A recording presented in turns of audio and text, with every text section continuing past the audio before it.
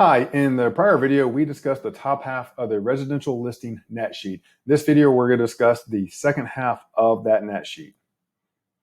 So again, we ended the prior video discussing how we explain to our clients that your listing price and your estimated offer are two distinctly different numbers. Keep that in mind. There's a third very important number they need to be aware of is what is their net number? So three numbers to have in mind: listing price, offer price, and your net number based on those two things.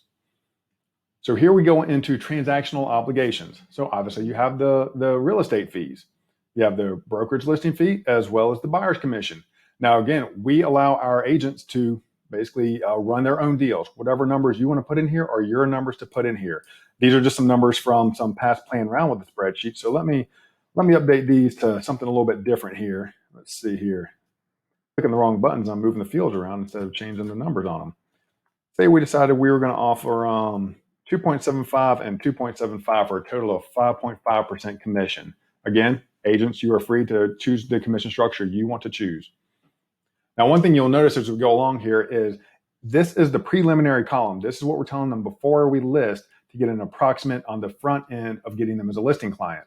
Once we get them as a listing client and then we get an offer in hand, we're going to have to go into this offer received column and enter the correct numbers based at that point in time, because from the preliminary discussion to when you go on market to then when you get an offer, some of these things may change. You may have updated the price. You may have changed the commission structure with the client as long as you've updated MLS. So again, make sure you re-update that stuff when we get to that stage, but I'm jumping ahead of myself there.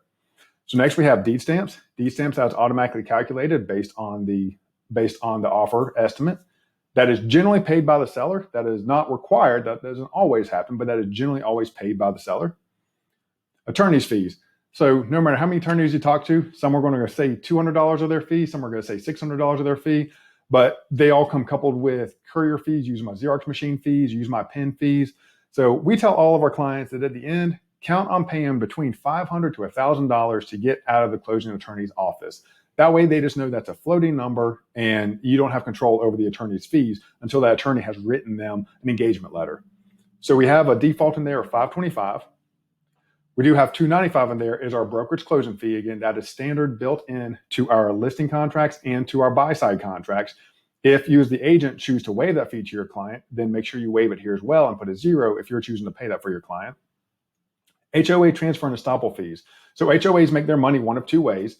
They bill everybody in the neighborhood annually or quarterly or monthly, but as well as every time there's a sale of a home and it transfers ownership, they make a charge at that point in time as well.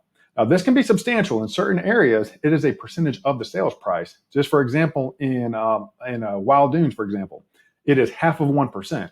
So that changes them from being a 5.5% commission they're being charged to 6% because a 0.5% is going to HOA fees alone. So you must look into HOA fees if you're looking to list for somebody. Oftentimes, the transfer fees are pretty comparable to whatever the annual HOA fees are. But again, check on that. Don't take me saying that as word for granted. So again, we're going to put an estimate in here of $500 HOA transfer fees. Buyers requested repairs. So no matter how new a home is, and again, these are exactly how I word it to clients, no matter how new your home is and how well you've maintained it, you know that buyer's inspector is going to come in and find things to pick apart no matter how pristine it is. So we recommend all listing clients to keep a couple $100 cash readily available for small repairs. Hopefully there's nothing major. And if there is anything major, well then as agents, hopefully we might be able to renegotiate that back into the deal so that the seller doesn't have to come cash out of pocket with too much. So again, we're going to leave that estimate there of $500 and use your best judgment as an agent whenever you're going into this listing meeting with somebody. If you somehow already know this house has some major issues, well, go ahead and adjust this accordingly. Just put $2,500 on there if you know they got some major wood rot issues. But discuss it the same way that we recommend all listing clients have cash readily available for repairs that we know are just going to come up. And again, explain it according to how well you know the house. If I've never been in the house, I at least leave it to be $500 to $750. CL100, also called a wood rot, also called a termite inspection. There are some types of lending that require the seller to pay for that. So that's why we have that on this spreadsheet. Homeowners warranties. Us personally, we don't see a whole heck of a lot of value in some homeowners warranties. Some of the packages basically don't benefit the client too well, but some do. But this is just a matter of, hey, there's a chance you will be asked to pay for that for the buyer, so we have it on here. And then finally, seller paid closing costs. That is very much a signature of a neighborhood. Higher end properties, higher end price points, there tend to be less oftentimes that the seller is paying any closing cost. However, if you have a community with a number of first-time home buyers living in it, well, those are oftentimes where all sellers are always paying all the seller paid closing costs for their buyers. So do some research, look at some of the past sales in MLS and look to see what kind of closing costs have been paid and use that to drive this number. We leave 3,000 in here as a default, but you look into that so that way you can tell your client, look, this is not me telling you that you need to go pay some seller's closing cost. I am telling you that this neighborhood, most every single transaction, sellers are paying this much closing cost. So expect that to be part of what's asked for. You might find what you will often see is that, say, half the contracts you pull up or half the closed listings you pull up, there were 0 seller paid closing costs, and then half of them it was $5,000. So on here, let's put $2,500 and make the difference. So and also this gray section here is negotiable items. The way I explain this to clients, which this is your choice, how you explain this to your clients and how much of these you include, because these are all optional items. These are all items that the seller can push back onto the buyer to say, if you want this house, you pay for all these items, which that is perfectly fine. That is perfectly doable. So the way I explain it to clients is that, look, we're going to give you some estimates here. I am not trying to give you a pie in the sky look how much money we might be able to get you. I want to give you a very budgetable number of how much money you should receive listing your home.